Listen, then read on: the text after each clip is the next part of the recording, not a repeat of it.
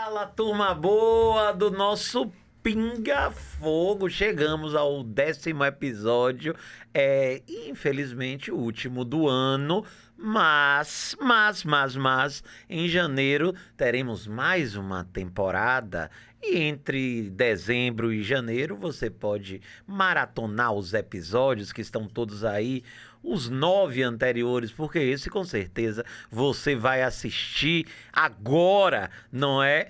E hoje, nessa 10ª edição, nesse 10º episódio, a gente tem muita alegria em receber o ex-prefeito de Serrinha, prefeito de Serrinha por 2 vezes, também secretário estadual de Desenvolvimento Rural, também deputado estadual licenciado, também pedagogo, também um bocado de coisa, mas antes da gente começar a bater papo com o nosso querido Osni Cardoso, que foi o terceiro deputado estadual mais votado do PT, com quase 80 mil votos, foram 77, uma fraçãozinha. Ele sabe o número completo, ele vai dizer já. Mas antes, vou pedir para você acessar mundoba.com.br, você fica por dentro das principais notícias da Bahia, do Brasil, do mundo, de Salvador, de qualquer lugar, no portal que mais cresce na Bahia. Também siga as nossas redes sociais, no Instagram, siga Mundo BA, tem Spotify, tem YouTube, todas as redes sociais, você fica por dentro e não perde nada.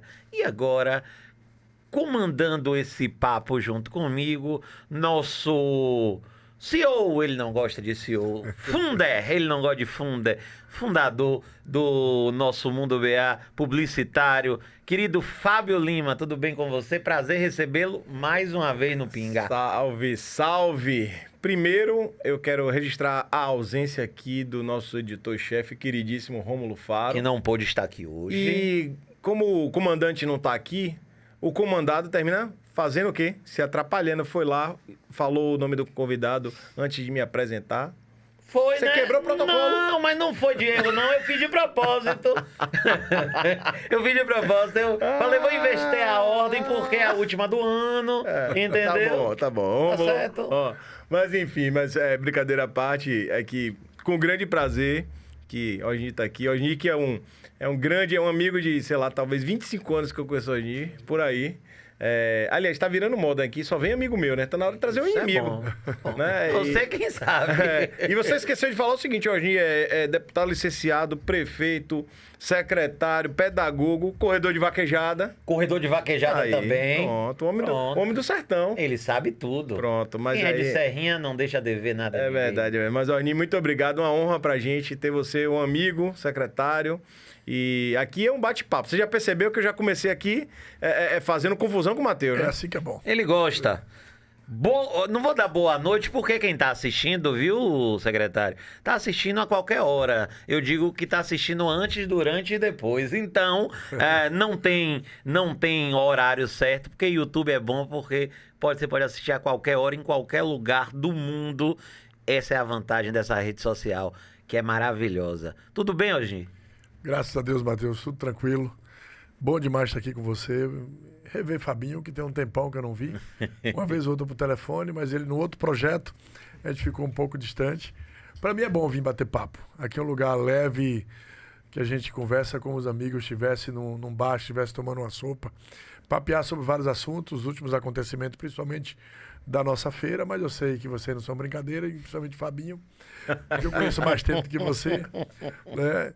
Deve puxar tantos e tantos outros assuntos, mas graças a Deus tudo tranquilo. E antes de você fazer a primeira pergunta, meu querido Fábio Lima, vamos registrar aqui o presente que o secretário Osni Cardoso nos trouxe. Não foi só isso Doce não, de Buriti, Buricã. Abra aí. Então abra aí. Abre a câmera. Abra a câmera pra gente ver. Ó, a gente agora só convida assim, se trouxer brinde, viu? Você vai abrir?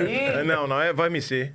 Eu vou Vai abrir me ser, agora. vai me ser. O que tem aqui dentro vai ficar para mim, tá? Aí você conversa com a dona Lívia também. Ó, enquanto, Matheus, você abre isso daí, eu trouxe 3 doces de buricá.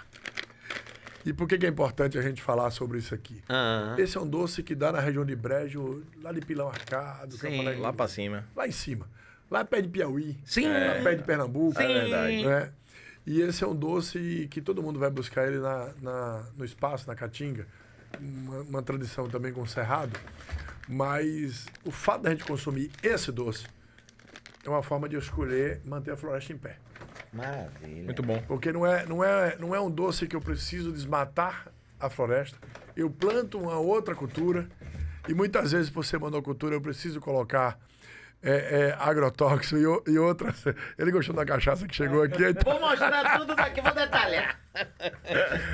Esse aqui garante floresta em pé e garante os ecossistemas funcionando no seu entorno. Todos os outros animais da floresta continuam se alimentando do buriti e, obviamente, garante a economia, a bioeconomia. Um abraço a todos que produzem. Era uma comunidade de fundo e fecho de pasto, né, que eu peguei agora de noite e vim para cá para dar de presente a vocês. Pô, muito bom. Como veio 3, cada um de vocês ficar com um. O restante da equipe aqui, nós vamos entregar um para vocês. Rômulo perdeu. Rômulo perdeu. Agora eu perdeu. posso ver com ele depois. Você agora vai apresentar os produtos? Vamos Matheus? apresentar os produtos da nossa 16ª Rapaz, feira eu acho que eu vou ter que de Baiana de Agricultura Familiar, que eu sou frequentador. Peraí, mas tem que conversar com o nosso amigo secretário Marco de Flora e Eduardo Bahia, né? Porque esse mexança conta que comparecer, né não? Marco de Flora é gente boa, Um você se dá abraço, bem com meus ele. amigos. Ali, seu Aqui, grande ó, amigo.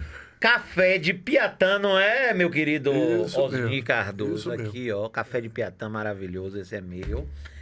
Banana liofilizada aqui, ó, docinho de banana, é banana mesmo, né? Essa é uma técnica que o produto ele é tirado todo o líquido, Sim. todo o líquido, 100% do líquido é retirado da fruta e fica a nutrição e o doce. Quando ele fica levinho, ele deve ficar com 10% do peso normal. Maravilha. Legal. Tira a água bom. inteira.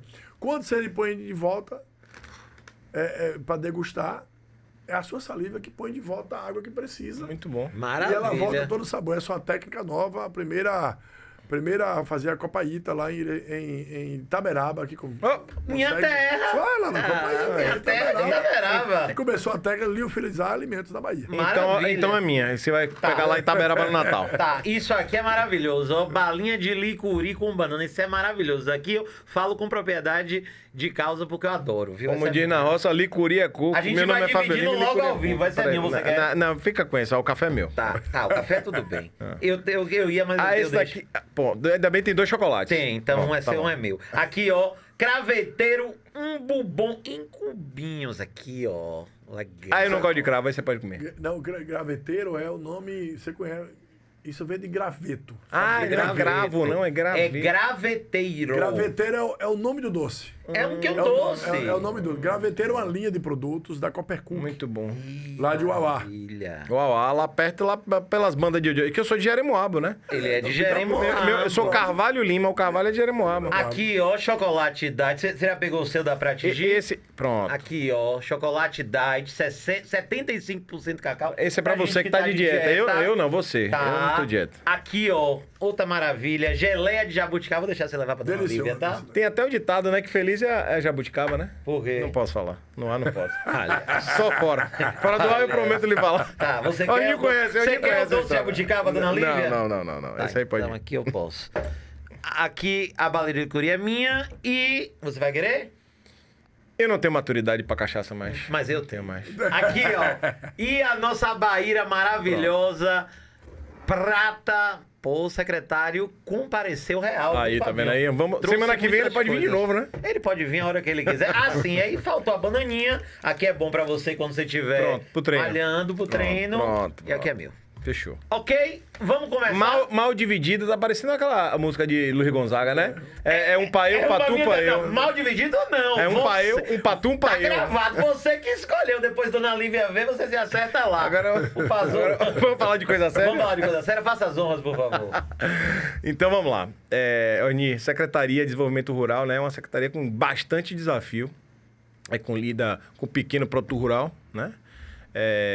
E eu fico sempre pensando assim. São atores antagônicos, mas que lidam no mesmo espaço que é o campo, que eu falo, é o agronegócio e o pequeno produtor rural, né? Ambos precisam muito do poder público. O pequeno produtor, por óbvio, E o grande do agronegócio, porque o Brasil ali, no mundo, o agronegócio é bastante subsidiado pelos seus países. É normal isso aqui. Mas me fala, como é que é lidar com essas duas coisas ao mesmo tempo, você quanto secretário? Olha, quem cuida da parte do agronegócio é Essa é a Agri. essa é a agricultura. Então é relação boa com todo mundo, dialoga, às vezes em quando acaba se encontrando uma determinada cultura, precisa do suporte do outro. E há muita procura, inclusive, do agronegócio para dialogar com a base de produção da agricultura familiar. Ele quer receber esse produto e fazer o processo de transformação, porque às vezes não dá conta. Recentemente, a Almida Captar, ele produz em torno de 70 mil cabeças de gado eu fui lá fazer confinado. 70 mil não é o suficiente para o empreendimento que ele quer tomar conta, e ele quer tentar isso conosco, fazer um processo dialogado com a agricultura familiar. Mas, no geral, o agronegócio se consolidou mais rápido com as políticas públicas. O agronegócio não paga nada de imposto. É tanto que o estado da Bahia, por exemplo, recebe a diferença do imposto que o governo federal paga, porque não há zero taxação e tem sempre dinheiro disponível para ele nos crédito. bancos. Crédito. Esse plano Safra está em torno de 550 bi. Que o Estado custeia o juro mais barato. Os bancos põem o dinheiro, mas o Estado que custeia o juro mais barato. Então sai dessa dinâmica. E a gente tem um valor bem menor, em torno de 89 bilhões para o Brasil inteiro, para a agricultura familiar. Não é porque é menos importante, porque a turma está no processo de aprendizado, de mexer com banco. Muita gente foi aculturada, não entendeu o que é banco. E os bancos, em uma determinada época, também tiravam as terras das pessoas, né? Então, meteu medo, principalmente, de quem tinha uma pequena propriedade de terra, não queria ver perder seu chão. Mas a gente lida com bastante diálogo. Mas, para nós, não é possível ter agricultura familiar sem a presença de governo.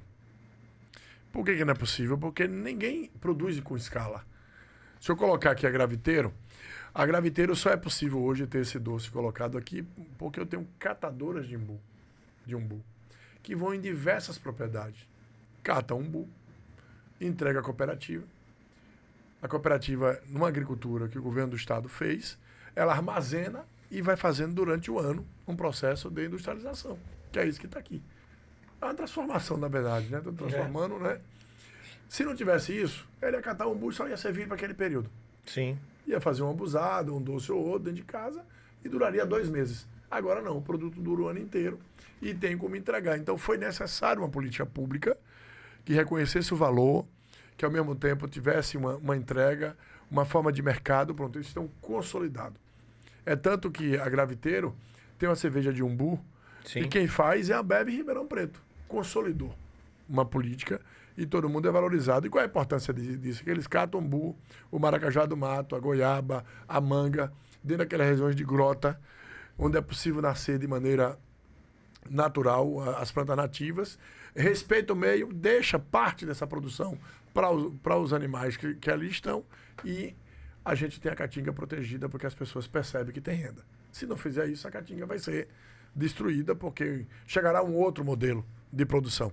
Então, essa é uma política, mas eu poderia dizer a outras que ainda não se deu conta sozinha.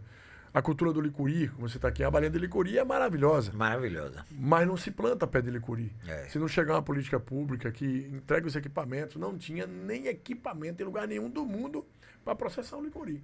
Isso Foi a gente que foi descobrindo, encontrando um torneiro mecânico, dialogando. Olha, desse tamanho, a medição é essa, porque era o tamanho do licuri, para chegar no momento certo, para extrair o óleo, para aproveitar a torta, que é o que sobra, que serve para ração animal. Então, tudo é pensado, e quem foi que começou a pensar? O Estado foi pensando e chamando as empresas. Nunca uma catadeira de licuri ia conseguir comprar uma máquina, nem tão pouco ia chegar até um torneiro mecânico e ia conseguir pagar 20, 30, 60 mil, depende de qual é o equipamento, para poder ela ter uma rendazinha. E para nós, garantir a floresta em pé. Então, sempre terá necessidade de ter políticas públicas casadas com essas entregas. O Bahia Cacau, que você ficou aí na divisão, o Bahia Cacau é uma marca baiana promovida pelo governo do estado. Montou a agroindústria, montou um sistema, ele já entrega em vários lugares, já consegue fazer um processo de vender a própria massa. Se você for lá em Ilhéus, que tem um picolé maravilhoso de cacau, eu esqueci o nome, ele compra massa. Rico? Não sei se é um Rico ou outro dia eu estava utilizando ele. Ele compra massa da Bahia Cacau. Da Bahia Cacau. E a Bahia Cacau compra de quem? De vários produtores que tem 1 hectare, 2 hectares, 3, 4, 5 hectares de cacau.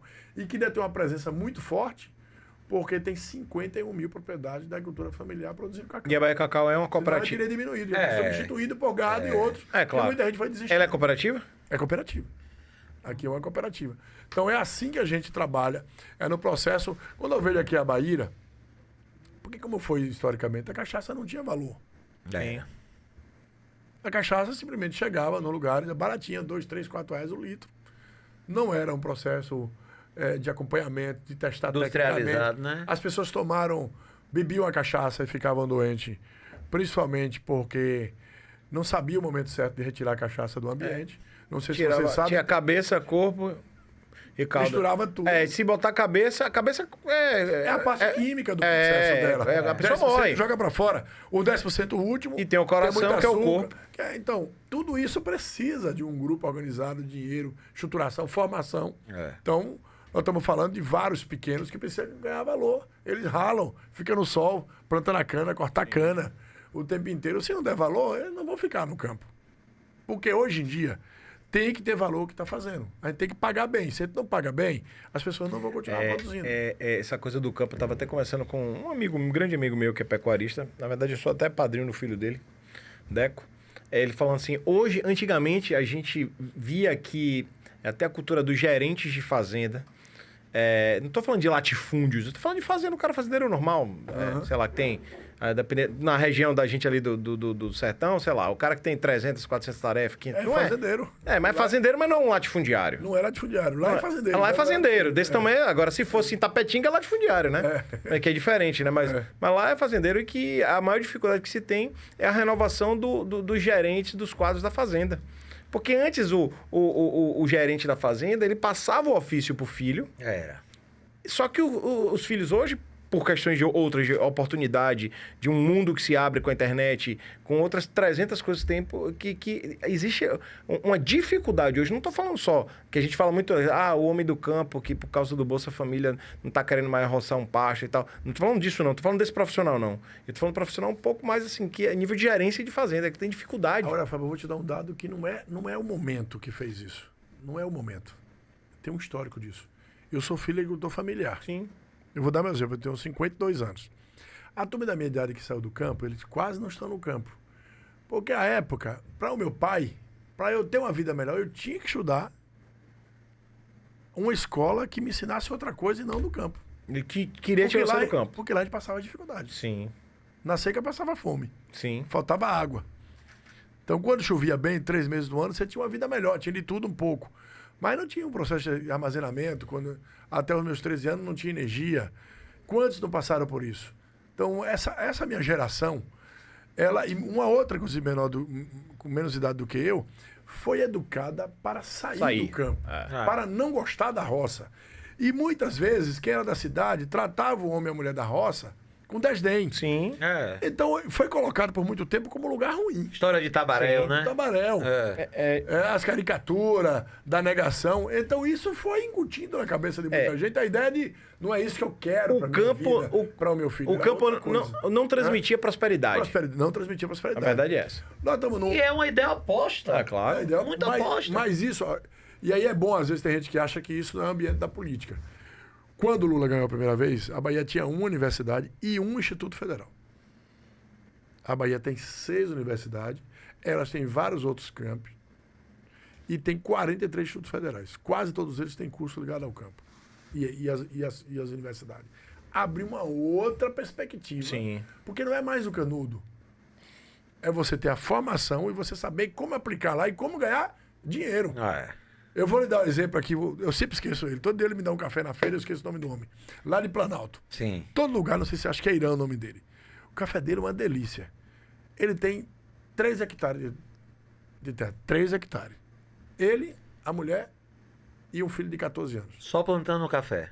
Ele planta 2,5 hectares dentro da propriedade de café. Eu perguntei para ele, ele estava na feira lá vendendo o café dele. O café é uma delícia, o café dele. Eu falei, fala para mim, quanto é que você tá ganhando? Ele falou, eu tiro varia entre 14 a 16 mil reais por mês. Maravilha. 2,5 hectares? 2,5 hectares. Maravilha. Aí eu vou perguntar aqui, em Salvador. Salvador. O cara de Planalto. Quantas pessoas você conhece que tira líquido em média R$15 por mês? 15 mil. 15 mil. 15 mil. Pouquíssimo. Pouquíssimo. Funcionário concursado TJ. Não, e que tá lá em cima que já. tá lá em cima. Não é iniciante, Não é, né? É verdade. Porque verdade. o recurso dele ainda é taxado. Verdade. E o custo de vida dele, quanto é aqui? Sim. E o custo de vida de ir lá na roça dele? Bem menos. Não, Não é nada. nada. Nada. Ele tá feliz da vida participando da feira. Eu poderia aqui dar vários exemplos. E ele ainda constrói algo que talvez a gente não tenha a dimensão. A propriedade dele é SAF. Ele produz, ele tem várias plantas, ele tem um ambiente tá ali, ele mantém uma pequena nascente, porque é natural, porque tem várias plantas diferentes, ele mantém os animais, pássaros lá, ele contribui para esse planeta com essa forma de produzir. Então, é isso que precisa transformar para quem quer voltar para o campo, para quem quer produzir. E a gente tem várias experiências de pessoas que estavam na cidade, não sabia o que era o campo, o que era a roça, e se aventurou e está dando certo. Tem muita gente. Porque Pois estudou. é. Tem muita gente. Meu Quem teve a querido. oportunidade de estudar para aquele fim. Então, hoje, a gente tem uma mudança de mais gente querendo produzir no campo e, ao mesmo tempo, começa a ter dificuldade de mão de obra. E essa dificuldade de mão de obra está a ver com aquela história que o da roça era ruim, a negação, não ganhar nada, ou quase nada. A diária, meu pai já foi diarista. E eu me lembro como se fosse hoje. 5 dias de trabalho. 3 dias era para comprar carne. Era 1 quilo de carne por dia. Trabalhava 3 dias pra comprar Para carne. comprar carne. E 2 dias comprava alguma outra complementar, um arroz, tal. O restante, se a gente não tivesse na propriedade para completar durante o ano, não tinha comia. mais nada. Não tinha mais nada. Aí no limite era farinha, que farinha você conseguia preservar durante o ano, preservava o milho, É. Sim. né? E eu acho que mais nada você conseguia já preservar. foi, é. Mais nada. Então a alimentação era aquilo ali. Quando achava diária, porque no período de seca não tinha diária. Então, quem é que ia sonhar em continuar com isso? Hoje mudou demais.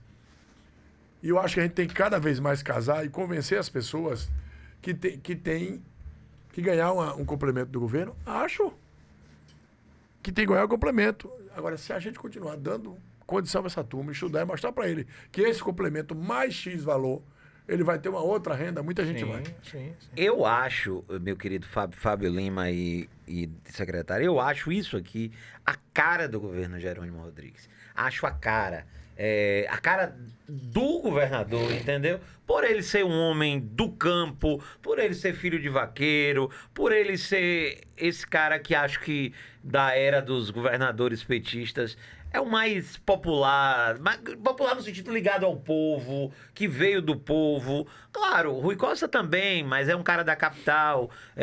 Jerônimo veio do interior. Wagner é popular, mas com aquela cara de gringo dele também, né?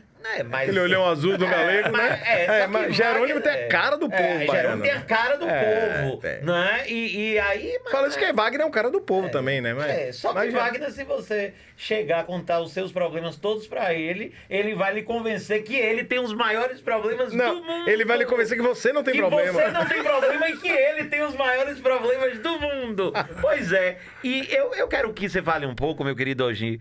Eu já falei que isso aqui é a cara do governo Jerônimo Rodrigues, mas sobre o sucesso dessa 16ª Feira da Agricultura Familiar, porque é realmente um sucesso. A gente não tá falando aqui para puxar saco, não, porque é verdade, eu falei isso no rádio.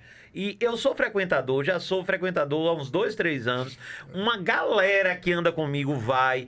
Não só por causa dos shows, não. É porque tem coisa boa. Você vai lá comprar. Se você quiser tomar uma, você vai porque tem show lá.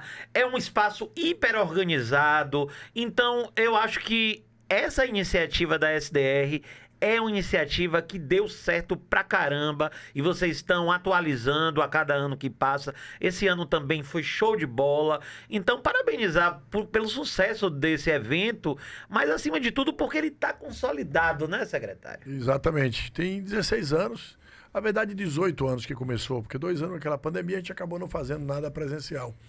Tem várias frentes para chegar onde chegou. Desde a paixão, como você falou, que tem a ver muito com o governador Jerônimo, mas teve o papel do senador Jacques Wagner, que criou uma superintendência. A pedido dos movimentos organizados, que queria alguma coisa com a sua cara, o Rui veio e deu uma outra dinâmica, porque criou a secretaria e colocou Jerônimo. Isso. Agrônomo, professor, que veio do campo, Bem da lembrado. agricultura familiar, Bem lembrado. que deu já um tom. e ao formato. E nenhum deles deixou de colocar muito recurso, que é fundamental isso.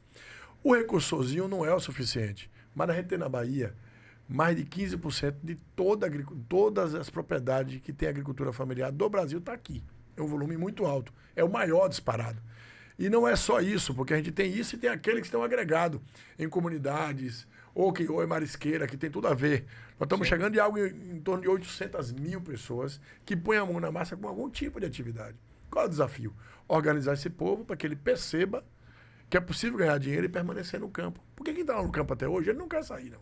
Ele quer melhoria. Claro. Então, o que nós vamos fazer? Quer ganhar dinheiro lá. Ganhar dinheiro lá. É isso. Então, o que nós começamos a fazer? Aí começamos, de maneira estruturada, uma política de acesso à técnica, acesso à terra, tem tudo. Mas onde é que chega na feira?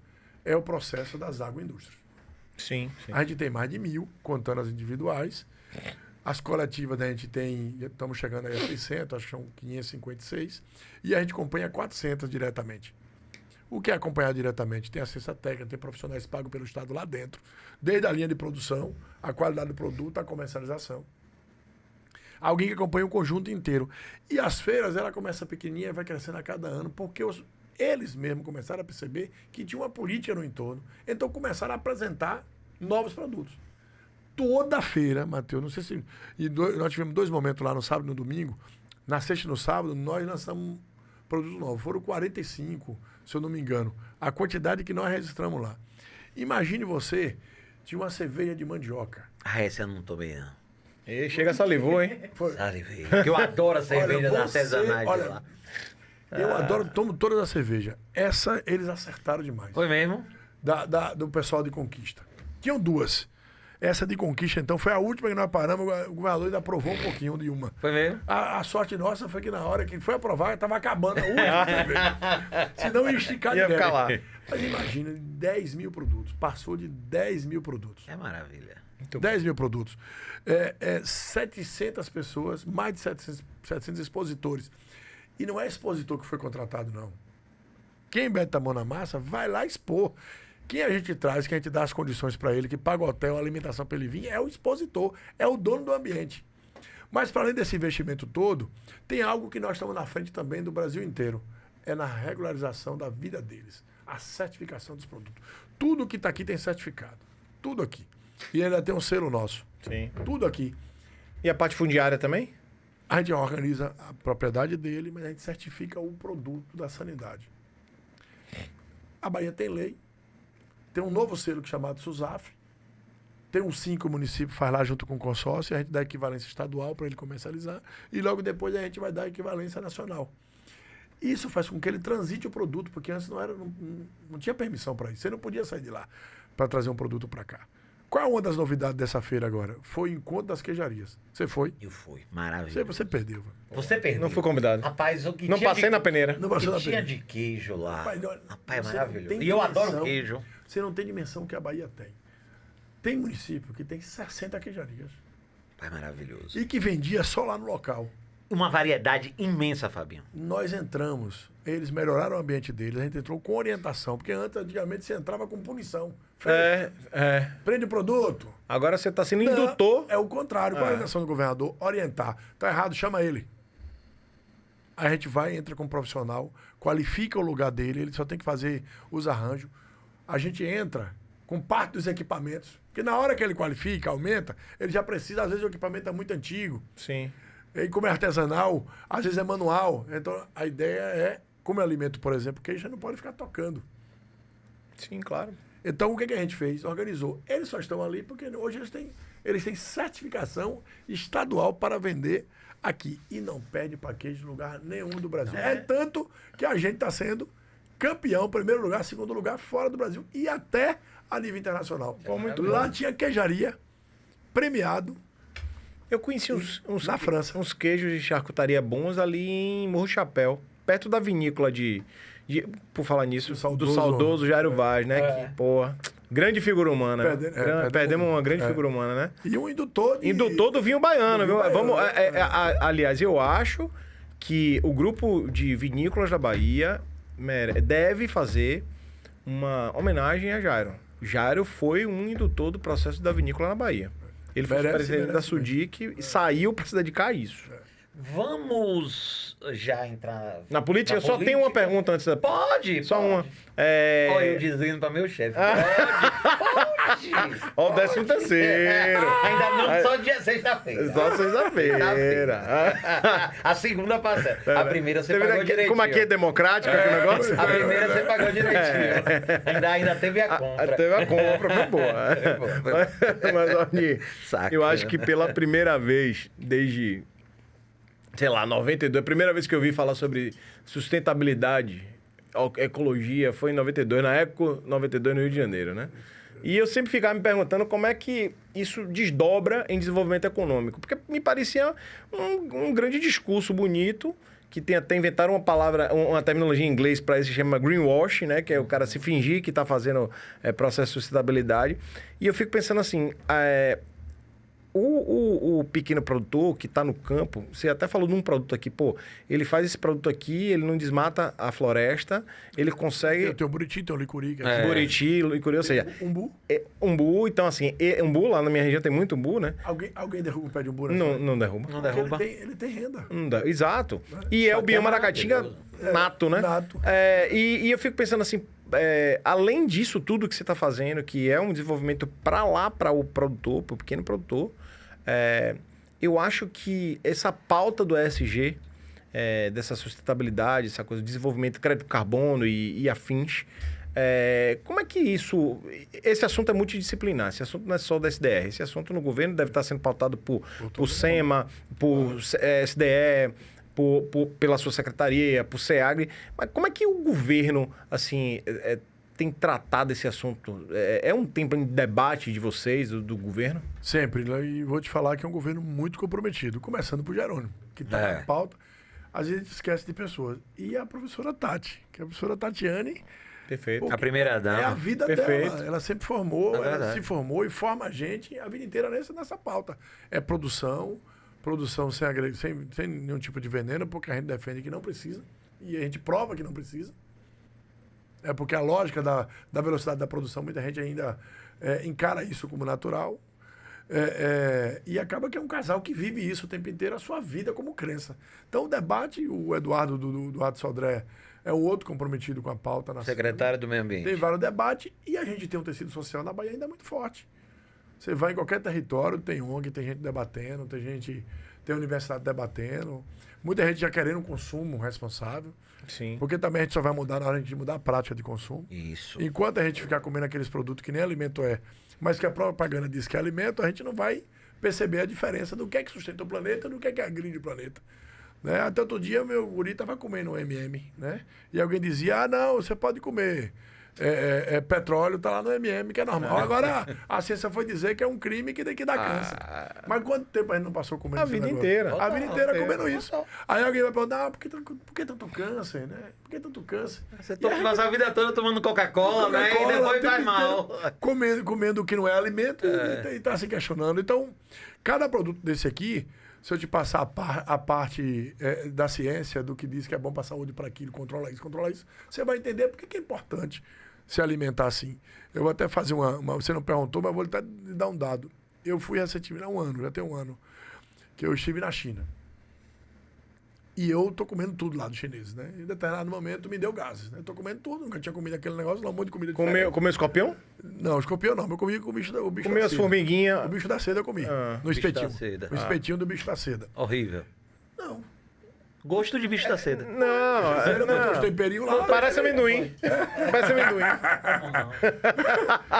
Agora tinha uns gafanhotos crocantes. lá, Irmão, que era eu comia delícia, né? TIU. Aí, se bem que eu não posso falar isso. TIU é maravilhoso. Você comia. Tatu, Eu comia. Você comia, Eu comia. Porque essa hoje dá problema. E eu fui lá, e quando eu chego na farmácia, aí eu fui descobrir, que eu fiquei curioso, perguntando sobre tudo. Made você in pergunta China. cultura. Quase 100% dos produtos são feitos à base biológica, não são químicos.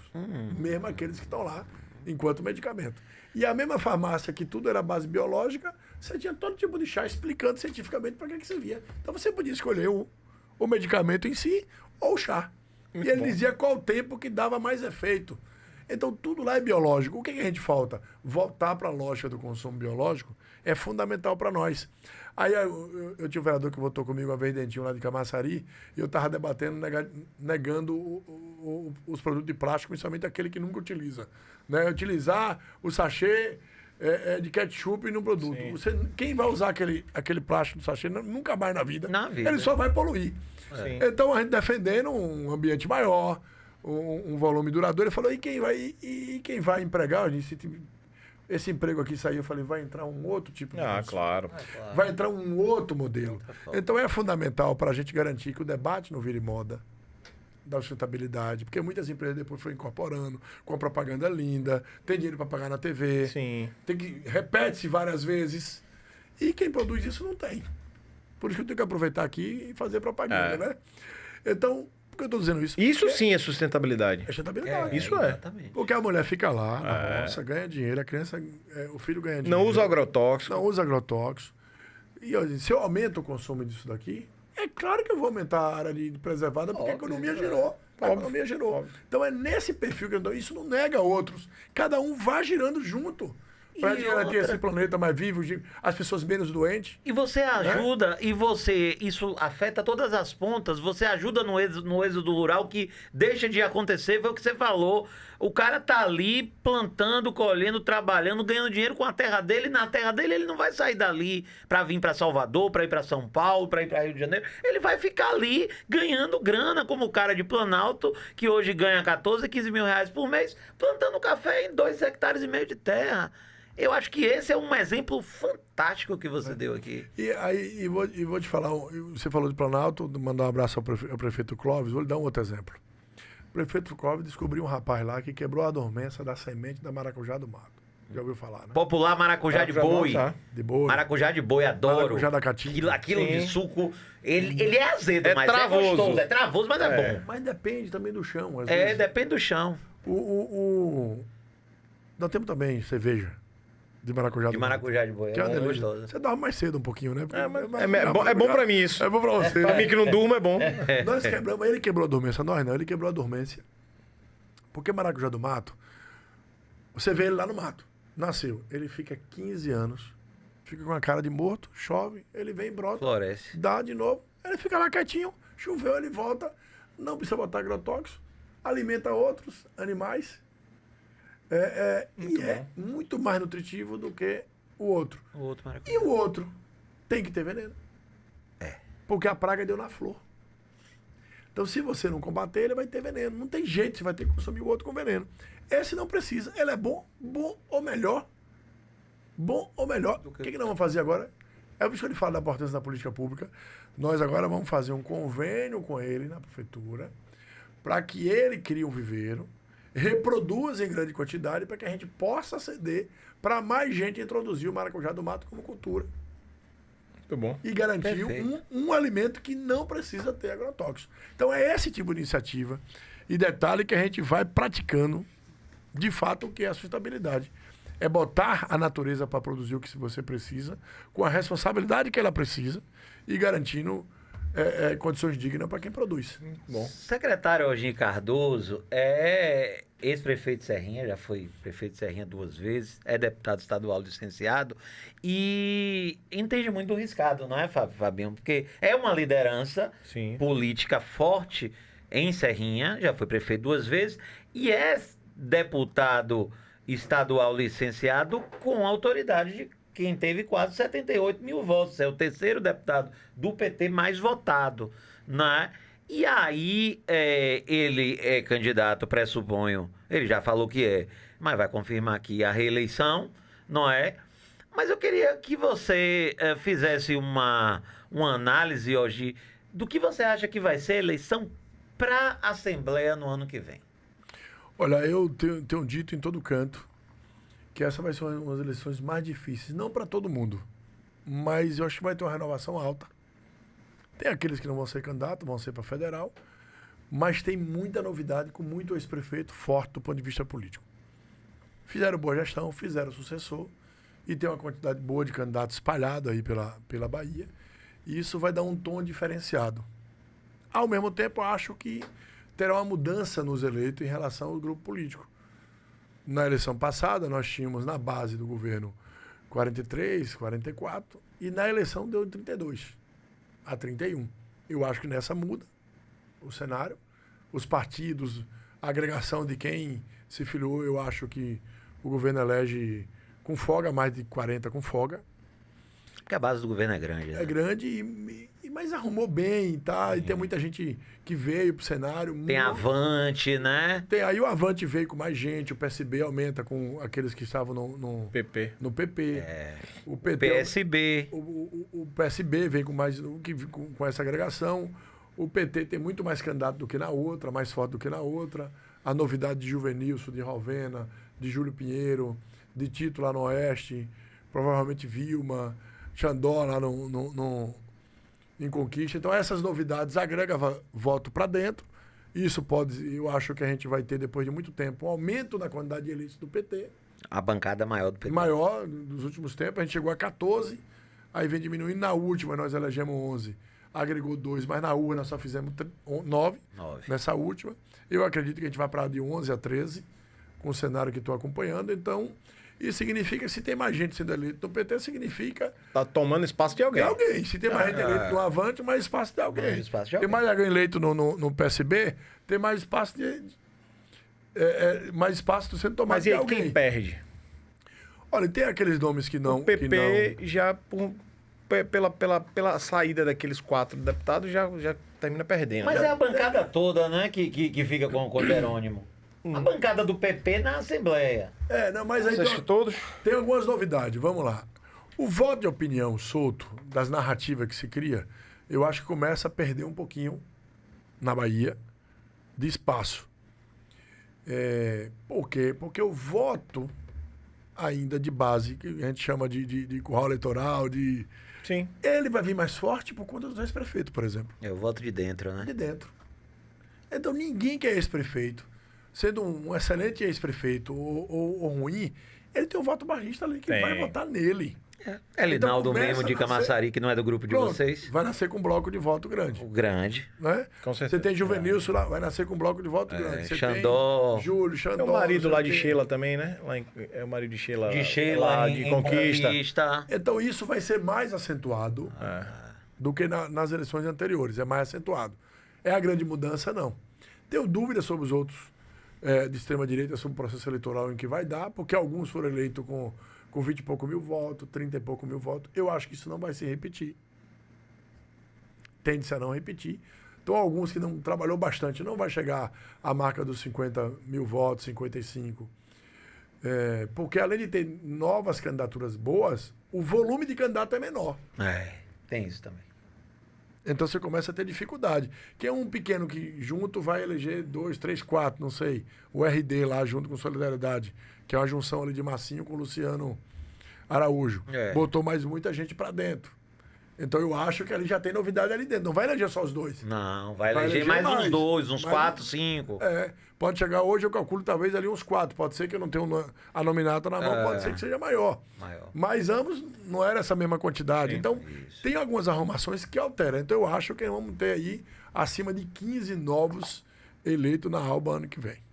Pô, 15? 15 vai ser uma renovação 25%. grande. Vai ser uma renovação grande. Mas esse dado que o Gi trouxe dos ex-prefeitos é importante. É muito importante, porque a força que esses caras têm no interior, ele pode dizer de cátedra porque ele é ex-prefeito. E ele sabe, a votação dele, de quase 78 mil votos, a maioria são votos de dentro, né, secretário? São votos de dentro. 23 mil votos no território do Cisal, que é o pior território para você disputar a eleição. Tem 6 eleitos de lá e 2 com muito voto. E nessa eleição ainda entra Carlinhos Sobral lá de cima, junto com o Luciano Pinheiro. Também. Então tem 10 que tem voto naquele território todinho ali e muito voto. Então, mas todo mundo dali que se elegeu tem muito voto lá, porque o voto local é quem mais lhe conhece, é de onde mais você tira voto, porque o voto ele não é a nível de Bahia, né? As pessoas vão votando, vão blocando a partir de cada região. O fato de você ser um secretário destacado e tudo, ele lhe dá mais voto ou não? Ou lhe dá só visibilidade? Olha, tem uma pauta que interessa muita gente. A pauta da agricultura familiar, a gente acaba abrindo mais conversa com muita gente. Deu muita visibilidade. Bom, Segurar o voto é outra tarefa dura. Aí é pra Você tem que viajar para aniversário, tentar colocar Batizar de emenda. boneca. Tem, porque é assim que o povo gosta. Ah. O povo gosta de presença. Atenção. Porque senão a gente vai ouvir, de 4 em 4 anos você aparece. É isso aí. E olha que é duro você isso aí. votar na base inteira em 4 anos, porque a Bahia é muito grande. Seu voto ficou concentrado no Cisal só? Não, ficou não. Você pulverizou? Pulverizou. E vai pulverizar de novo. Pulverizou desde a primeira, porque a primeira eu estava ali sem estrutura nenhuma, estrutura muito pequena. Giga, que é meu grande parceiro, mas acabou não fazendo política, ficou doente no meio do caminho, não rodou para consolidar. Onde ele teve voto, eu tive que fazer voto novo.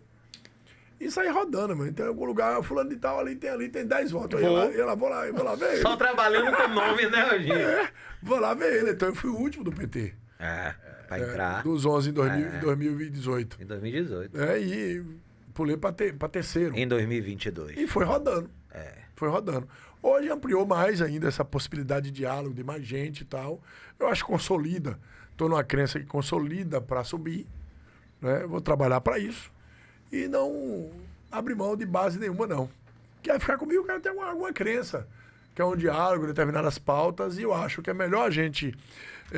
que a pauta vença o debate do voto do que a narrativa. Claro, sim. Porque a narrativa faz um mal demais, que é passageiro, muitas vezes é inconsequente. E aí precisa quem defenda. Eu sou defensor minha vida inteira, por ser filho da agricultura familiar, da agricultura familiar. Participar menos? Participar, porque tem uns 3 ou 4 do PT que também saiu disso e defendia. Agora eu vou mais para cima, independente de quem seja, de quem vote, eu vou lá defender com ele uma política. Porque ele precisa produzir correto, vender, ter entrega, que é para ele continuar lá produzindo, porque é assim que a gente sonha na Bahia. Pra mim, hoje tem mais de 100 mil votos. Eu acho que ele chega perto ou chega no 100. Porque se ele teve 77 há 4 anos, agora ele tem uma visibilidade. Com os votos que ele pode ter do trabalho dele, ele chega Amigo, sabe como é que eu vou chegar nesse número pra você? Vamos lá. Diga lá. Assistência técnica, lá na SDR. Você tem um exército de quantas pessoas trabalhando com isso? Mas tem uma dinâmica, tem um exército grande, mas tem uma dinâmica, por exemplo, a SDR, ela não fica toda à disposição de um deputado. Não, óbvio que não. Não tô falando disso. Eu tô falando assim, você como secretário, liderando um processo como esse, que você tá desenvolvendo um trabalho como você tá colocando. Trabalho sério. Trabalho sério. Trabalho sério. É assim, quem tá sendo beneficiado pela política pública, naturalmente vai te olhar Com outros olhos. Se ele não tiver um compromisso muito mais firme com a liderança política qualquer, assim, você tem esse... É quase que um voto de opinião do setor. Aí já tem um voto de opinião no setor. Porque a turma, a gente entra, a turma tá meio desconfiada, o que é que vai dar, como é que vai ser ele e tal, e a turma começa a perceber quais são as defesas. Isso ampliou muito, abriu, agora ter capacidade de dar conta dessa tarefa. Sim. De acompanhar, de visitar, de viabilizar os projetos deles que estão em curso, e isso eu vou fazer.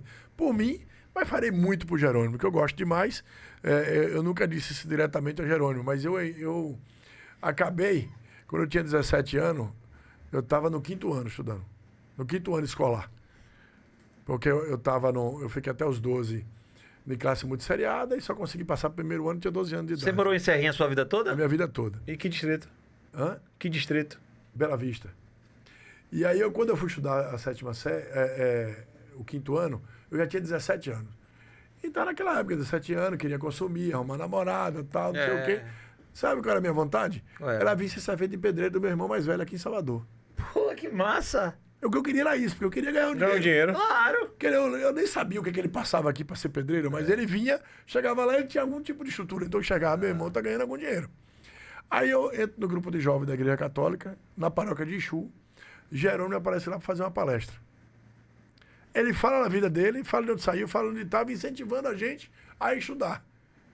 A fala de Jerônimo, claro que tinha o padre e outros se incentivaram, acabou que lá na frente, quando eu consegui fazer o ensino médio, eu fiquei fazendo o ensino médio e terminei com 23, 24 anos de idade, quando eu terminei o ensino médio.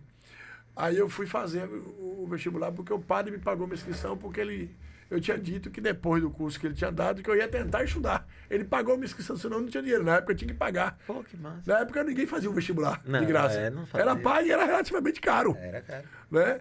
Então, é nesse sentido que a gente tem que ir agregando valor e a luta de quem está lá no campo. Qual é a dor dele?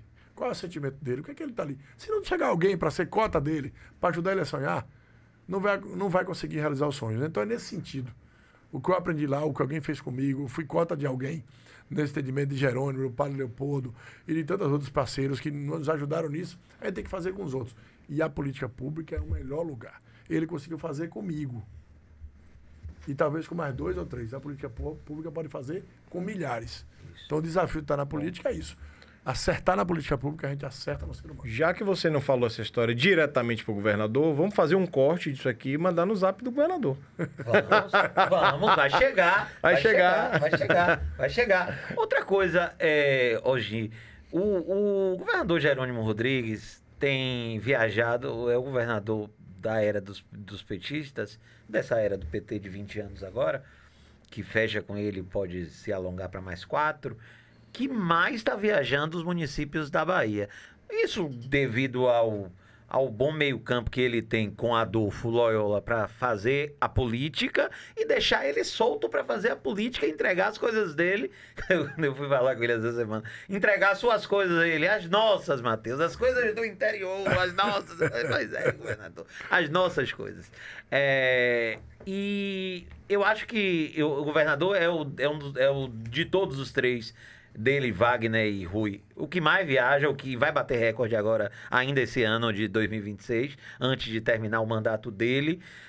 Essas pesquisas que a gente tem em mãos, que são poucas até, porque a gente está menos de um ano de eleição, mas as pesquisas, a diferença de Neto para Jerônimo é pequena, relativamente pequena. Tem uma que dá 5, tem outra que dá 4, tem outra que dá 6.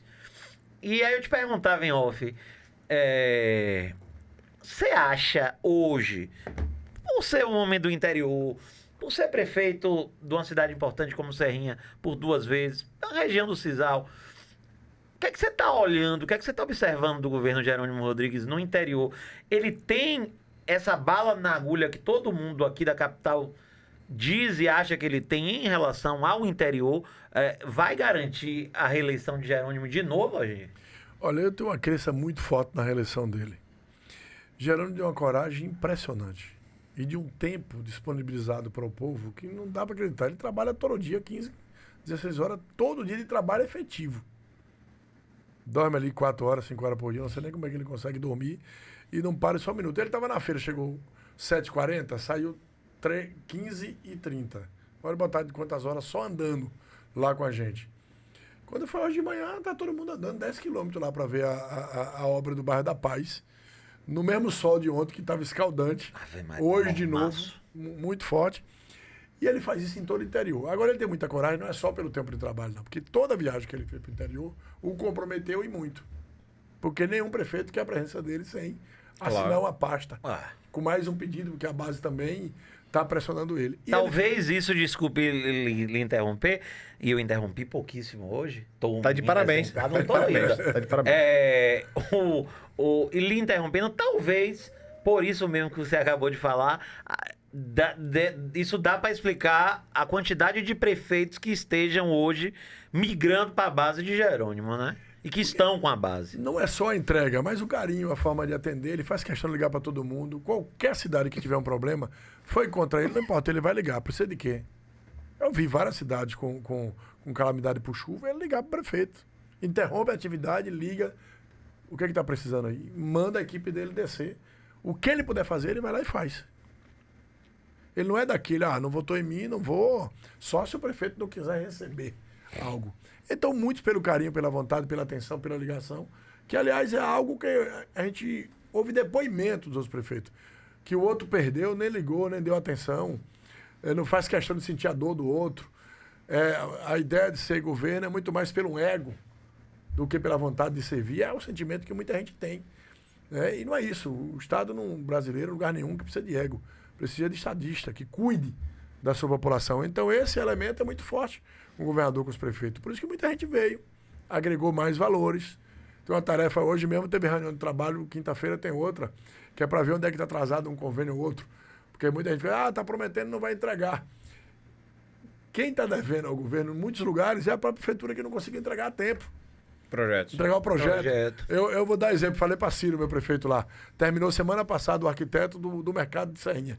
Eu falei, Ciro, pelo amor de Deus, pede aí a arquiteta para adiantar, porque eu quero assinar antes de sair. Eu tô aqui trabalhando para sair e não vai ter minha assinatura, eu tendo feito todo Você sai em o abril. papel anterior. Não, a previsão agora. É porque você sai antes. O governador né? quer tirar. O governador quer que você saia quer agora em que saia janeiro, agora, né? Agora em dezembro. Então, vamos falar sobre isso. Então, aí só o item, só rapidinho, Fábio, me permita. Aí sobre o elemento da pesquisa. Porque eu sempre olho o seguinte, as pesquisas da Bahia, a turma sempre errou. Tem errado A maior bastante. parte do Instituto. A única que acertou foi a Atlas Intel, que não fazia no modelo convencional, era apenas redes sociais. Era. Era um outro modelo que desenvolveu, errou em poucos lugares e acertou na Bahia. As outras erraram todas. E a gente tem, de novo, uma metodologia. Eu vi uma pesquisa, só uma pesquisa, eu parei para olhar. Tinha feito nas 15 maiores cidades. Só vai dar Neto. Claro. Se botar outro candidato, vai ganhar de Jerônimo. Nas 15 maiores cidades, naquela metodologia de pesquisa. Salvador, região metropolitana, conquista, Aí ele feira. não vai lá no interior, onde ele cuida. Eu vou fazer uma pergunta pra você. As 700 expositores que estavam na feira, vendo o carinho dele, não só porque ele foi lá, mas porque garantiu que eles viessem aqui dizer pra Bahia, ó, eu produzo alimento bom, vim aqui vender. Você acha que um pessoal desse vai deixar nunca de votar em Jerônimo? Não vai deixar, porque ele cuida. Ele cuida. E isso onde é que esse povo tá? Tá lá nos menores municípios. A pesquisa não consegue... Não chega, não entra chega. lá. Se a pesquisa está dando empate técnico agora, bom, na eleição dele, eu vi uma pesquisa que era 67-3 e nós ganhamos. Se essa um ano tá 45-40 ou é 40-35, o que é que vai dar nessa eleição? E acho que é no primeiro turno. Vai fechar a tampa logo. Eu acho que é no primeiro turno. Mas um aí- elemento também Aí é matemática. basicão. É matemática. Não vai ter uma terceira Não via. tem uma terceira Não, via. não tem terceira via, essa eleição de turno único. Então acabou. Agora sim, eu acho também que a gente tem a pauta nacional que a gente não sabe como é que tá ainda, né? E esse elemento nacional, ele interfere, a federalização das campanhas em lugares que são bipolarizados, ela interfere. Olha, Fabinho, A gente tem que- interfere, mas a gente pode fazer algumas análises. 2014. Dilma estava ruim, não estava bem. Nós ganhamos a eleição apertadíssima. Ganhou O apertado. candidato nosso na Bahia era Rui Costa, Sim. que Rui você conhece o jeitão. Um excelente Conheço gestor, bem. mas é fechado. Conheço bem. Fechado. Não é fechado o jeito dele? Fechado. Um excelente gestor e as pessoas na Bahia reconhecem ele como gestor hoje, mas não conhecia ele antes. E nós começamos a pesquisa com 60-2. Rui ganhou a eleição. Nós ajudamos Dilma a ir para o segundo turno e ajudamos Dilma a ganhar a eleição na Bahia. Não foi o Internacional que elegeu Rui. Foi a força do grupo político que tem Otto, que tem tanta gente aqui. Tinha feito Lula também, né? Lula Mas eu acho que aí no caso. Mas eu acho que no caso de Não tava Rui, bem. foi o efeito Wagner. também. Foi o efeito Wagner. Ali foi o efeito Wagner. Mas Wagner continua. Foi o efeito Otto Outro continua. As lideranças principais, que gostam muito da Bahia, continuam no mesmo projeto. Então, ele é um elemento importante, o voto de Lula E vai continuar forte? Vai. E acho, de novo, que esse elemento ajuda, mas o grupo daqui continua forte. O trabalho continua firme e vai continuar ajudando. Por isso, que não é só porque não tem o terceiro nome. É que eu acho que essa eleição vai ser uma grande eleição, parecida com o que foi a eleição da reeleição de Rui Costa. Não, o ponto que eu falo assim, o establishment político que está lá, Lula, governo, todo mundo conhece o governo Lula, conhece o modo do PT, aqui também, Lula está numa crescente, voltou, né, a crescente. Eu acho assim, se você tiver uma outra candidatura no campo da centro-direita, no país, nacional que eu tô falando, que empolgue, não é qualquer candidatura. Isso tem reflexo na eleição aqui, porque Neto passa a ter um palanque federal também, um presidente para chamar de seu, né? E que não é Flávio Bolsonaro. Vamos combinar, né? Então, mas assim, e aí vamos dar nomes boas. Você tem uma chapa competitiva com o Tarcísio de Freitas, com um vice que Kassab tá dia sim, dia também querendo colocar a mão nessa cumbuca para participar do jogo. Isso termina criando um movimento da direita, do centro-direita, que tem viabilidade. Porque hoje Flávio Bolsonaro tem viabilidade. Caiado, pelo amor de Deus, Cada né? dia menos. Não, nunca teve. Teve. Ele nunca teve. Caiado, eu digo sempre, Caiado fala da pauta da segurança pública com muita propriedade, mas ele esquece, eu digo sempre, a vocês que são da oposição, ele fala, cara, o problema do Brasil vem do narcotráfico. narcotráfico vive de duas coisas: de fronteira e de mercado consumidor. Goiás não tem nenhum dos dois. Não tem fronteira seca, não tem mar. Não tem porto. Por isso que não faz sentido. Até eu.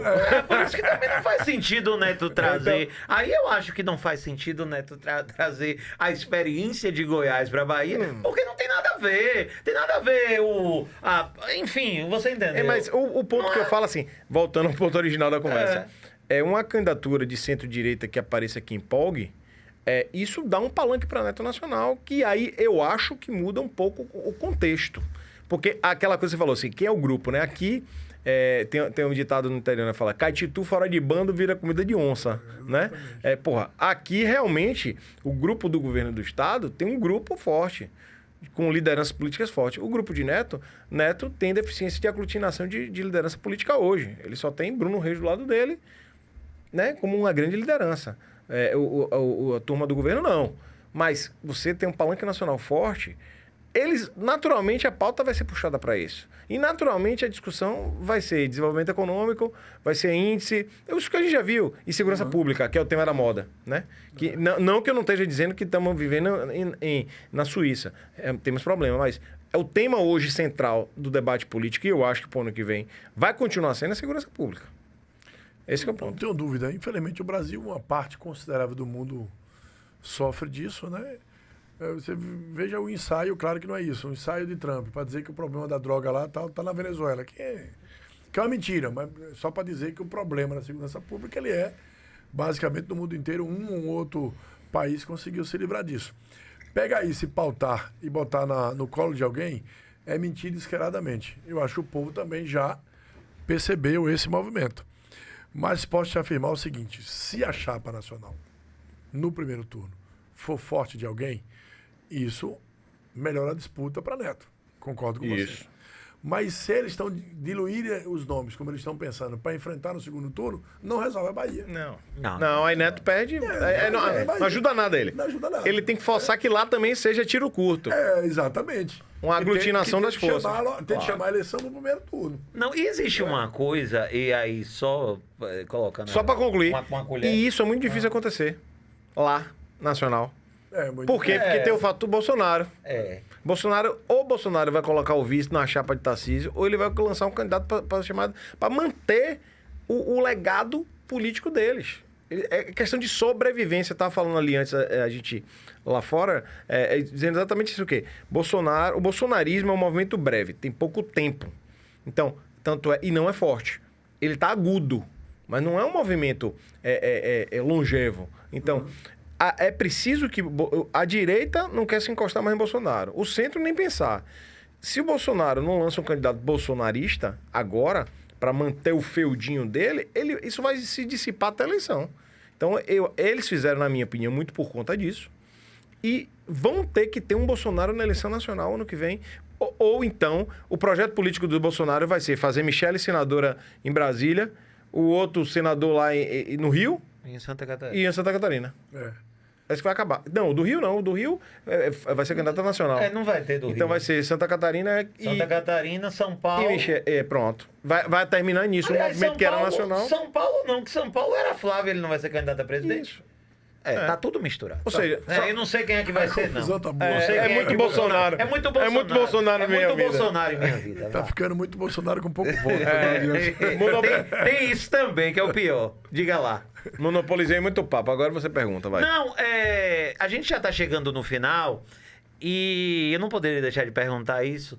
Inclusive, o ministro Rui Costa disse hoje em entrevista ao meu querido Mário Kertz, meu querido doutor Mário, lá da nossa querida metrópole, disse que está conversando com o Ângelo Coronel para resolver a questão da chapa. Você acha que vai dar puro sangue mesmo? Hoje, Rui Costa lidera todas as pesquisas, Wagner vem em segundo. Quer dizer, a Puro Sangue lidera, a Puro Sangue hoje tem as bênçãos de Lula e, numericamente, é a favorita. Bom, essa é uma possibilidade grande, Agora, não sairá o processo eleitoral sem um arranjo aí com Wagner, com Otto, com todo mundo. Uma coisa é certa, o grupo não vai se diluir do ponto de vista dos partidos. Então, vamos esperar um pouquinho mais o cenário, tomara que eles avancem o mais rápido possível, né? quanto menos problema, melhor para conduzir. O sonho de Wagner, por exemplo, é que em janeiro definisse isso. Eu não acredito. O governador disse que acha que não fecha em janeiro, não. Ah, isso fecha depois de Semana Santa. Isso é depois, isso é abril também, acho. É o mais provável. A chapa é forte, não é nem só porque por sangue. Aqui nós estamos falando de 2 governadores que marcaram bem a Bahia. Né? E aí você não pode abrir mão, Binho e Ogin, de ter... não estou dizendo que eu quero a chapa puro sangue, não. Mas quando você tem 3 governadores numa chapa, isso é um peso muito grande. Muito grande. 2 ex-governadores e 1 governador buscando a reeleição é muito grande. E sucessivos, né? Sucessivos. Quer dizer, né? os três da era petista numa chapa só. Isso chega a ser emblemático, né? Eu chamo de um triunvirato. É um triunvirato que pode ser um triunvirato forte mesmo. E que é importante, Lula precisa. Não está bom o cenário da política brasileira. Não, A gente não precisa tá. de um Congresso mais forte. Não tá, não. A gente precisa. Tem esse elemento também, né, de alguém que ajude a segurar determinadas pautas. Então, não é um troço fácil de lidar até a eleição, mas torço muito que as lideranças nossas, todas elas, entendam, façam o melhor possível para não ter nenhuma fissura, que eu acho que não terá. Secretário Osni Cardoso, muito obrigado pela sua presença aqui. Bom Natal, bom Ano Novo. Você volta aqui o ano que vem, perto das eleições, para falar como é que tá a sua campanha. E boa sorte, tudo de bom. Foi um prazer bater papo, resenhar com você. Você é uma figura ótima, viu? Muito obrigado. Muito obrigado a você, Matheus, a Fabinho, a toda a sua equipe aqui pelo esse trabalho. Que bom podcast. Né? É legal? Eu acabo não tendo tempo de acompanhar todos, Claro. né? Muito legal. Fico feliz de ter vindo aqui. Quero voltar quantas vezes você quiser. Volte. sobre Você qualquer é bom de pauta, papo. sobre qualquer pauta. Né? E que todos vocês tenham um Natal maravilhoso, um bom ano novo. Que o sonho de novo, que o ano vai ser bom, continue renovado na gente. Porque assim a gente se estrutura melhor e pensa algo mais. Me cobrem, que eu vou mandar aqui para a equipe de vocês um panetone da agricultura familiar. Massa. Feito 100% de massa de aipim, Aí, ó. saborizado com licuri. Então me cobre. Vai mandar que eu mando cerveja você. de mandioca também? Eu preciso que me cobre porque nosso estoque de Salvador acabou todo na feira. Eu tenho que mandar buscar lá no interior. Já tô com o número de sua assessoria Pronto. toda. E o seu também eu tenho aqui. Ou então lá das Três Marias, lá de Olindina, das Três Marias não, das Marias que produzem coxinha, panetone e pizza, todas de 100% De aipim. de aipim. É delicioso. Eu comi a coxinha de aipim, é maravilhosa. Tenho a certeza que não tem glúten. Não, né? maravilhoso. Não engordei quase nada. Fábio Lima, muito obrigado. Feliz Natal, feliz ano. Essa foi a última do ano, mas em janeiro a gente está de volta. Obrigado pela companhia. Muito bom, muito bom. Obrigado, Matheus. Obrigado, Osni, grande amigo. Obrigado a vocês que estão nos acompanhando aí. Com muita felicidade que a gente encerra esse projeto, né, do podcast esse ano. Esse ano. Encerra esse ano. Para mim é muito prazeroso a gente estar tratando disso de uma maneira diferente. O que as pessoas têm comentado comigo, Osni, é que isso não é um programa de entrevista, isso aqui é um bate-papo entre amigos e que fala de assunto sério também. Então, esse é o intuito nosso. O Mundo BA, a gente tem nele o palco para o debate das coisas importantes do Estado. Isso. O nome vem daí, Mundo BA, porque a Bahia realmente é um mundo. Né? Então a gente precisa trazer o debate para cá. Então você, como amigo, deputado, ex-prefeito, secretário, daqui a algum tempo deputado federal, que eu já soube. Tá trabalhando, Bahia. 2030. Não pode cavalo na frente dos bois, não, né, secretário? Eu gosto de quizumba, já falei. Paz eu tenho em casa, na rua eu gosto de confusão. Mas, gente, obrigado aí mais uma vez, viu?